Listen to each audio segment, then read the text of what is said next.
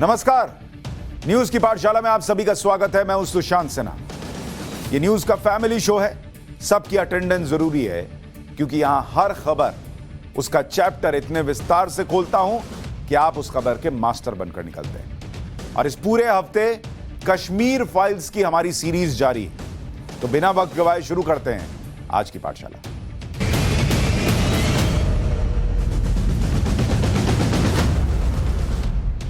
तो सबसे पहले आपको बताऊं, पाठशाला में कश्मीर फाइल्स के कौन कौन से पन्ने आपके सामने आज रखने वाला हूं। आपको बताऊंगा कि कश्मीर फाइल्स के रियल कैरेक्टर, जिन्हें फिल्म में आपने देखा है, वो रियल कैरेक्टर कैसे दिखते हैं और क्या वो मैच करते हैं या नहीं। कौन थे वो लोग जिनकी वजह से ये सब कुछ हुआ, उन रियल कैरेक्टर से आपकी मुलाकात कराऊंगा। साथ ही कश्मीर फाइल्स के पूरे सच का चैप्टर खोलूंगा, क्योंकि कुछ लोगों का कहना है ये आधा सच है। पूरा सच आज हम बताएंगे। और साथ ही इंदिरा गांधी की एक गलती कश्मीर पर कैसे भारी पड़ी, यह भी चैप्टर आपके सामने होगा। हिंदुओं के दर्द पर सियासी स्टंट करने वालों की क्लास लगेगी। और फिर उसके बाद थोड़ा यूपी चुनाव का चैप्टर खोलूंगा, जहां पर अभी तक चर्चा नहीं हुई कि ओवैसी वोट नहीं काटते तो क्या अखिलेश मुख्यमंत्री होते। इसका सच क्या है, यह भी आज आपको पाठशाला में बताऊंगा। लेकिन सबसे पहले रोज की तरह कश्मीर फाइल्स।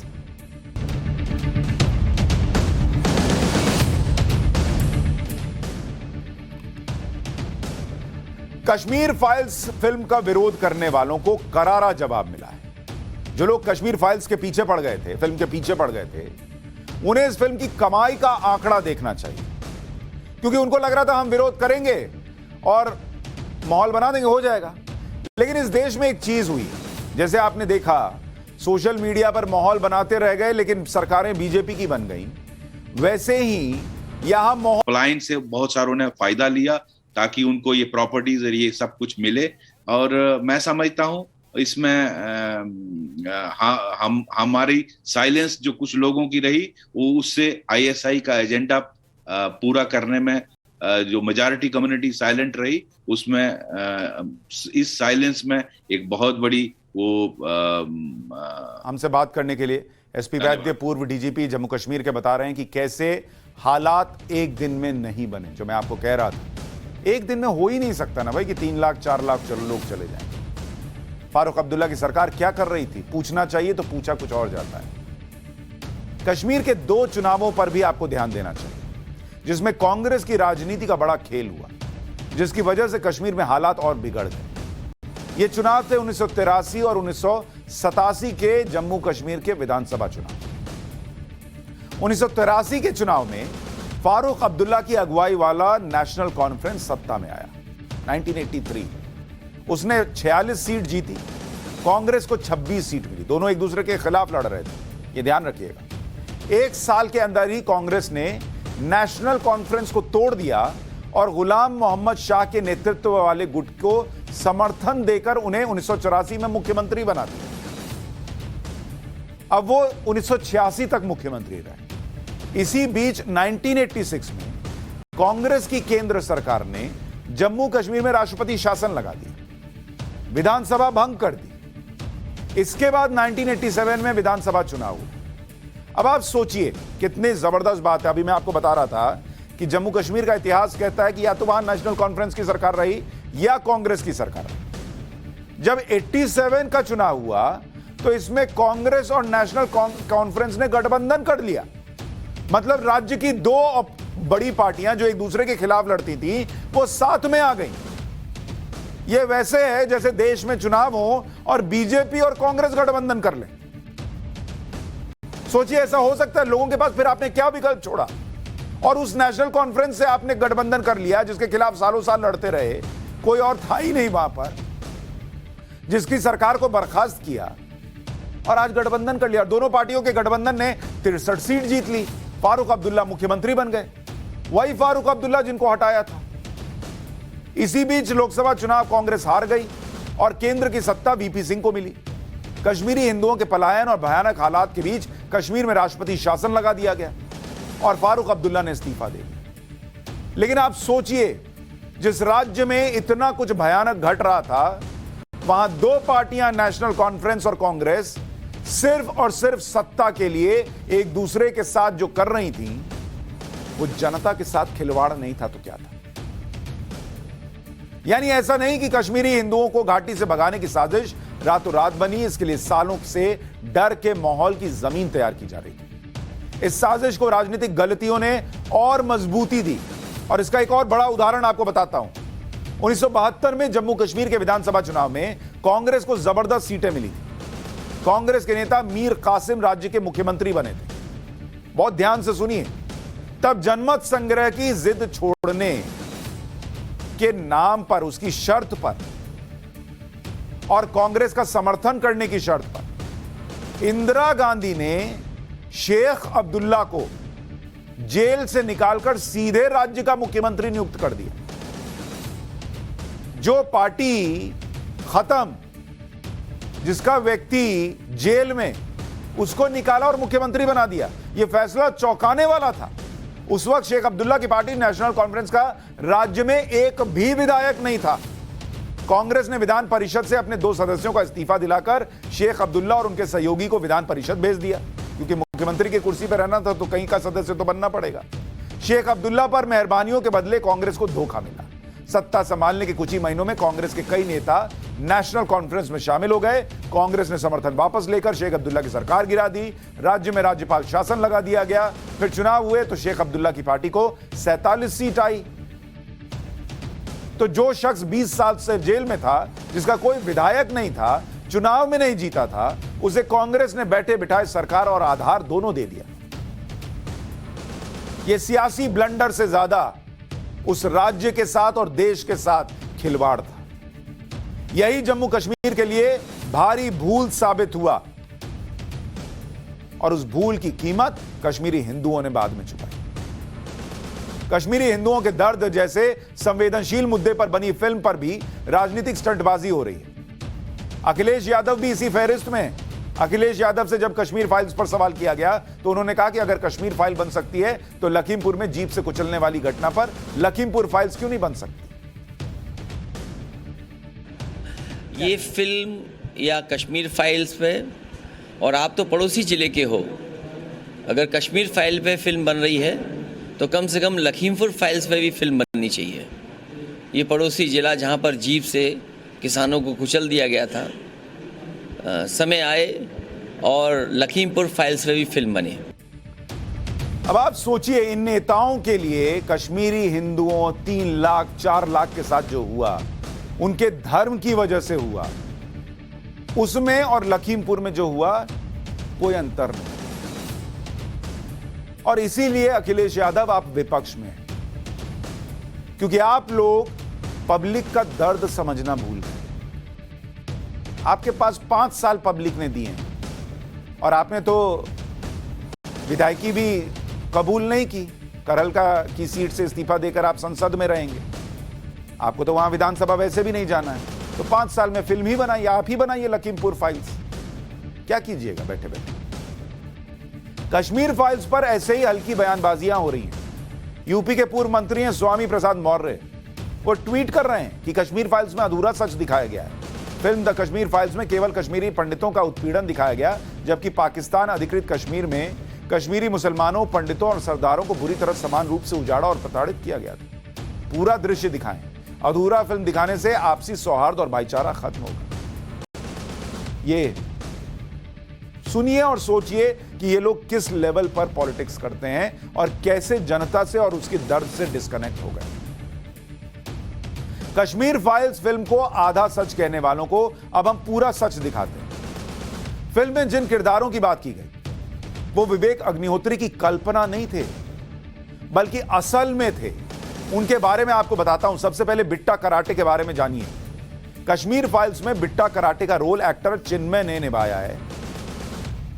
ये दोनों तस्वीरें जो आप देख रहे हैं, एक तरफ आप देख रहे हैं बिट्टा कराटे को, जो हल्की धुंधली सी तस्वीर है, ये पुरानी तस्वीर है, और दूसरी तरफ आप देख रहे हैं दाहिनी तरफ, वो फिल्म की तस्वीर है जिसे चिन्मय ने निभाया है।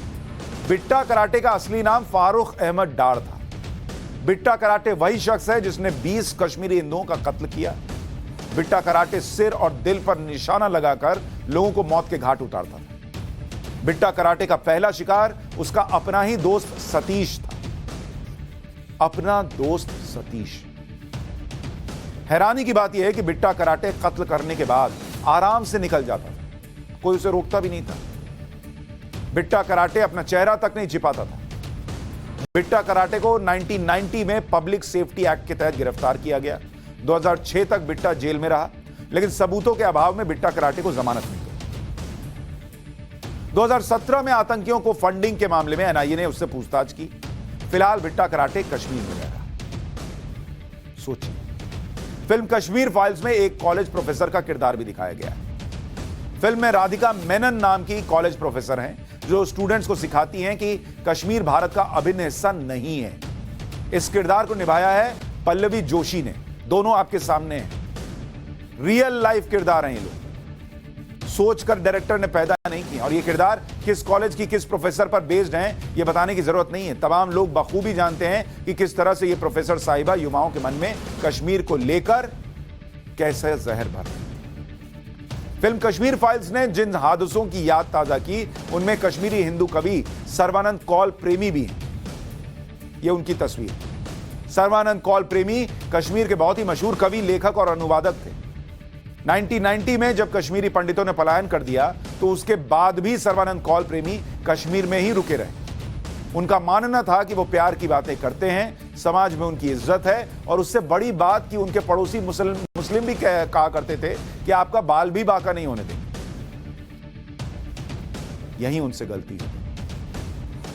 29 अप्रैल 1990 के दिन सर्बानंद कौल प्रेमी के घर आतंकी आए, घर में लूटपाट की।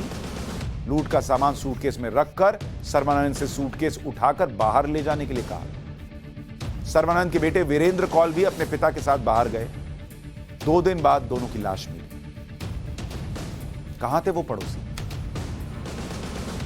आतंकियों की हैवानियत इस बात से समझिए कि सर्बानंद कौल माथे पर जिस तरह तिलक लगाते थे वहां लोहे की रॉड से छेद कर दिया गया था, वहां की चमड़ी निकाल ली गई। कोई नहीं आया मदद करने, जिनके भरोसे वो रुक गए थे। फिल्म कश्मीर फाइल्स ने यासिन मलिक के काले कारनामे का चैप्टर भी खोला। यासिन मलिक पर एयरफोर्स के 4 जवानों की हत्या का आरोप। कश्मीर फाइल्स फिल्म में यह घटना भी दिखाई गई। 25 जनवरी 1990 को श्रीनगर के बाहरी इलाके रावलपोरा में आतंकियों ने एयरफोर्स के जवानों पर हमला कर दिया। इस घटना में 40 लोग घायल हुए, 4 जवान शहीद हुए। एयरफोर्स जवान एयरपोर्ट जाने के लिए बस का इंतजार कर रहे थे, तभी आतंकियों ने उन पर हमला किया। यासिन मलिक पर एयरफोर्स के जवानों पर घातक हमले की साजिश का आरोप है। इस मामले में जम्मू की टाडा कोर्ट में यासिन मलिक समेत 6 आतंकियों के खिलाफ आरोप भी तय हो चुके हैं। ऐसे हत्यारे के साथ कांग्रेस सरकार के दौर में प्रधानमंत्री मनमोहन सिंह हाथ मिला रहे थे। प्रधानमंत्री आवाज बुलाकर मुलाकात कर रहे थे। 1990 में कश्मीरी पंडितों के पलायन के दौरान जो सबसे खौफनाक वारदात हुई थी वो गिरिजा टिक्कू के साथ हुई थी। ये गिरिजा टिक्कू की असली तस्वीर और फिल्म में जो है उनकी तस्वीर आप देख रहे हैं। जून 1990 में बांदीपुरा में लैब असिस्टेंट गिरिजा टिक्कू को अगवा किया गया, गैंगरेप किया गया। और मैं आपको सिर्फ इतना ही कह सकता हूं कि निर्भया के मामले में जो आपने गैंगरेप सुना था, यह गैंगरेप उससे भी बेभत्स। और उसके बाद आरे से काट दिया गया गिरिजा टिक्कू को। गिरिजा टिक्कू 11 जून 1990 को अपनी सैलरी लेने के लिए कॉलेज गई। 5 आतंकियों ने गिरिजा टिक्कू को किडनैप किया, गैंगरेप किया और उसके बाद जिंदा आरे से चीर दिया। रिपोर्ट कहती थी कि जब उन्हें आरे से चीरा गया, 2 टुकड़े किए गए, उस वक्त वो जिंदा थी। आतंकियों का मकसद इस वारदात से कश्मीरी हिंदुओं के दिल में दहशत पैदा करने का था। और कुछ लोग कहते हैं आधा सच दिखाया, क्योंकि जो पूरा सच है ना वो उनको सूट नहीं करता। अफसोस इतना है कि 32 साल के बाद जब आखिरकार कश्मीरी हिंदुओं का दर्द बाहर आया, जिसको देखकर इस देश का हर एक नागरिक रो रहा है थिएटर से निकलते वक्त, उस वक्त भी इस देश के कुछ नेता इस दर्द को महसूस नहीं करते। तब तो नहीं किया था, अब भी नहीं कर पा रहे, क्योंकि ये दर्द उनके एजेंडे में सेट नहीं होता। शुक्र मनाइए, कम से कम इस देश की भावनाओं में वो दर्द सेट हो रहा है। लोग देख रहे हैं, रो रहे हैं और अपनी गलती भी मान रहे हैं कि काश उस वक्त खड़े हुए होते। पाठशाला में अब अगली क्लास का वक्त है, पॉलिटिकल साइंस की क्लास।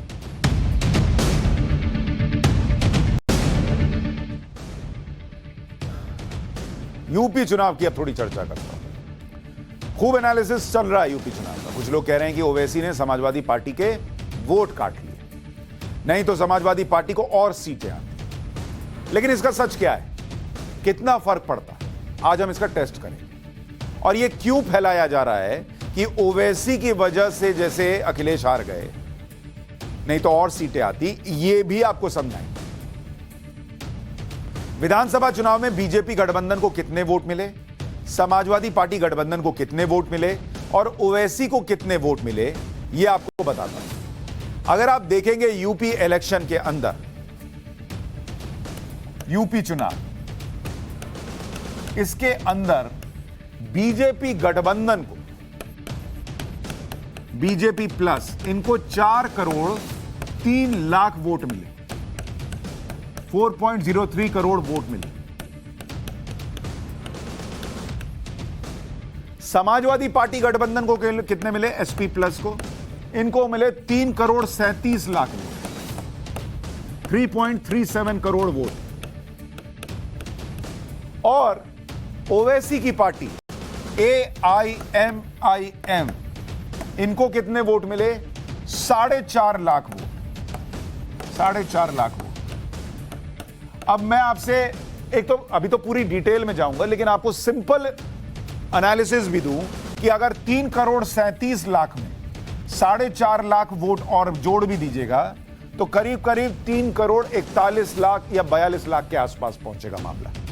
तब भी बीजेपी के वोट जो हैं वो समाजवादी पार्टी से कहीं ज्यादा रहे। तो पहली तस्वीर में तो यही दिख जाता है। खैर, फिर भी ओवरऑल ना जोड़कर आप ब्रेकअप में जाएं कि सीटों का क्या होगा। सच्चाई यह है कि यूपी में 7 सीट, सिर्फ 7 सीट ऐसी है जहां अगर ओवैसी के वोट समाजवादी पार्टी के कैंडिडेट को मिल जाते तो उनके कुल वोट बीजेपी को मिले वोट से ज्यादा होते। लेकिन अभी इसमें कुछ चीजें आपको और समझनी पड़ेंगी। इनमें से 5 सीटों के बारे में आपको बताता हूं। ये जो 7 सीट है, इसमें से जरा 5 का आकलन देखिए। जैसे एक सीट है कुर्सी सीट, ये जगह का नाम है कुर्सी की सीट। यहां पर बीजेपी को कितने वोट मिले, बीजेपी को वोट मिले 1,18,720 वोट, ठीक है। और समाजवादी पार्टी को कितने वोट मिले इस कुर्सी सीट पर, 1,18,503 वोट। अब अगर आप देखेंगे कि 1 लाख बराबर है 1,1,18,18, यहां 720 है, यहां 503, मतलब मात्र आप देखेंगे तो जो अंतर है दोनों पार्टियों के बीच वो करीब करीब 217 वोट का है। 218 वोट अगर समाजवादी पार्टी को ज्यादा आए होते तो वो जीत गई होती। अब AIMIM को कितने वोट मिले इस सीट पर, AIMIM को मिले 8,541 वोट। अब आपका सीधा आकलन क्या बोलेगा, अरे यार ये 8,000 इधर गया होता समाजवादी पार्टी को तो समाजवादी पार्टी ये सीट जीत गई होती। सीधा आकलन यही बैठेगा। लेकिन कोई आपसे ये प्रश्न पूछे, ये तो वही हिसाब हो गया भाई कि आप ये कहेंगे कि मेरी IIT में सीट आ गई होती अगर वो फलाना जो है वो टॉप ना किया होता, मैं टॉपर होता क्लास में अगर उसने टॉप ना किया होता, या मैं टॉप कर जाता क्लास में अगर किसी और ने एग्जाम ही नहीं दिया होता। ये क्या बात हुई भाई, या तो अपना नंबर लाओ, दूसरा कोई एग्जाम ही नहीं देगा। अच्छा, ये AIMIM पे टारगेट कर रहे हैं। सच्चाई है कि यहीं पर इसी सीट पर BSP को कितने वोट आए, 35,561। अब आप ये बताइए 35,561 वाले से क्यों नहीं बोल रहे कि अपना 35,561 जोड़ दो समाजवादी पार्टी में, वो जीत जाएगी? और क्यों? पहली बात तो जोड़ क्यों दे, वो अपना लड़ रही है। कोई अखिलेश यादव से कहे कि आप अपने 1,18,000 दे दो बीएसपी को, वो जीत जाएगी, या आप अपने एआईएमआईएम को दे दो, वो जीत जाएंगे। ये कोई बात है? ये लोकतंत्र में ऐसे चलता है। कांग्रेस को कितने आए? 2,803। 2,803। आप कांग्रेस से क्यों नहीं बोल रहे कि भाई तुम इसमें से हमको 400 वोट दे दो, हम बीजेपी को हरा देते? बीएसपी से सवाल नहीं है, कांग्रेस से सवाल नहीं है, सवाल किससे? एआईएमआईएम से। और इसकी वजह क्या है? क्योंकि 2024 के लिए एक मैसेज क्लियरली ये देना है कि एआईएमआईएम को वोट दोगे, और खास तौर पर अगर मुसलमान वोटर वोट देगा, तो फायदा बीजेपी को हो जाता है। इसलिए एआईएमआईएम को मत दो। ये बाराबंकी जिले की सीट है, कुर्सी सीट, जहां का अभी आपको बता रहा हूं, अभी आपको और आगे बताऊंगा। तो एक मैसेज देने की कोशिश की जा रही है कि ओवैसी को वोट मत दो, नहीं तो हम लोग मोदी जी को हरा देंगे 2024 में। ये एक मैसेजिंग। इसलिए ना तो बीएसपी का बताते हैं सीट, ना कांग्रेस का बताते हैं, खाली एआईएमआईएम का बताते हैं। और वोटर्स होता हाँ यार तो गड़बड़ हो गई, ये भाईजान को देके गड़बड़ कर दी, उधर अखिलेश भाईजान को देना था। एक और सीट आपको दिखाता हूं, शाहगंज। ये शाहगंज की सीट, ये जौनपुर की सीट। यहां बीजेपी को कितने वोट पड़े? बीजेपी को पड़े 87,233, सपा को पड़े 86,514, एआईएमआईएम को पड़े 8,128 वोट। अब फिर वही बात कि 86,000 में ये 8,000 जोड़ देंगे तो बीजेपी तो खत्म था मामला। लेकिन कोई ये नहीं बोल रहा कि बीएसपी को भी 48,957 वोट पड़े। कोई बीएसपी से क्यों नहीं सवाल पूछता, सिर्फ एआईएमआईएम से क्यों? कांग्रेस को कितने वोट पड़े? 1,529। इन कांग्रेस वालों से कोई क्यों नहीं पूछता कि भाई तुम 1,500 लेके क्या किए? तुम्हारी तो वैसे भी 350 से ज्यादा सीट पर जमानत जब्त हो गई, तो तुम नहीं लड़ते? नहीं, एआईएमआईएम। क्यों? क्योंकि इनको टारगेट करना है जो मुस्लिम वोटर है, उसको मैसेज देना है कि भाई मुस्लिम वोटर तुम मत बटो और हमारी तरफ आ जाओ। क्यों? क्योंकि वो ये मानते हैं कि एआईएमआईएम का जो बेसिक वोट पड़ा है 8,128, इसमें मेजॉरिटी मुसलमान वोटर है। बीएसपी में हो सकता है, बीएसपी का जो है उसमें मुसलमान भी होगा, दलित भी होगा, वो ये मान के चलते हैं, तो एक बल्क में आ जाएगा, ये नहीं हो सकता। लेकिन एआईएमआईएम को लेकर अगर दिमाग में भर दिया कि नरेंद्र मोदी को रोकना है तो हमारे साथ आना है, तो एआईएमआईएम को छोड़ना होगा, तो वो काम हो जाएगा। और ऐसे और उदाहरण है। सुल्तानपुर की सीट पे यही हुआ, बीजेपी को 92,715, सपा को 91,706, एआईएमआईएम को वोट पड़े 5,251, लेकिन बीएसपी को 22,521, कांग्रेस को 2,655। कोई इनसे नहीं पूछ रहा, सब एआईएमआईएम को दोष दे रहे हैं। ऐसे ही नुक्कड़ की सीट है, मुरादाबाद नगर की सीट है, सेम। अच्छा, अब आपको यह भी बताता हूं कि मान लीजिए कि ये 7 सीट समाजवादी पार्टी को मिल भी जाती, तो बीजेपी गठबंधन को यूपी में कितनी सीट आई? एआईएमआईएम बोलती मैं नहीं लड़ रहा, ओवैसी कहते मैं नहीं लड़ा, जाओ सब सपा को वोट कर दो। तो यूपी में बीजेपी गठबंधन को कितनी सीट आई? 273 सीट आई। ठीक है, अब इसमें से 7 सीट घटा देते हैं, -7, इसमें से 7 सीट घटा देते, तो कितना हो जाएगा? ये आपका हो जाएगा 266 सीट। अब आप बताइए, अभी भी बीजेपी 266 पर है, और समाजवादी पार्टी गठबंधन को कितनी सीट आई थी? उनको आई थी 125 सीट। इसमें +7 कर दीजिए तो ये 132 पे पहुंचेंगे। तो ये अभी 132 पे, अभी भी 266 पे। तो बेचारे ओवैसी साहब का क्या दोष है? लेकिन नैरेटिव सेट करना है, इसलिए वो 7 को ऐसा दिखाया जा रहा है जैसे उसी की वजह से उत्तर प्रदेश में खेल हो गया। अब मैं आपको यह भी बताता हूं कि अगर कांग्रेस चुनाव नहीं लड़ती और समाजवादी पार्टी को कांग्रेस के सारे वोट मिल जाते, तो भी समाजवादी पार्टी के पास कोई चांस नहीं था।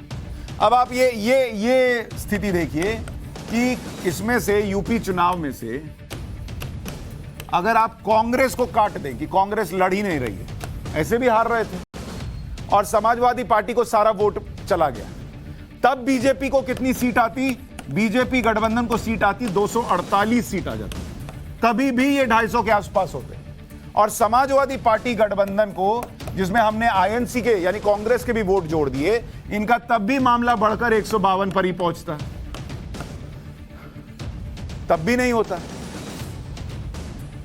इकलौती सिचुएशन जिसमें समाजवादी पार्टी की सरकार बन सकती थी वो तब था जब बीएसपी चुनाव नहीं लड़। पर बीएसपी क्यों नहीं लड़ेगी भाई? अपने बूते सरकार बनाने की जगह बनाइए, दूसरे नहीं लड़ेंगे तब आप जीतेंगे, ये नहीं हो सकता। पाठशाला में आज के लिए इतना ही। नमस्कार।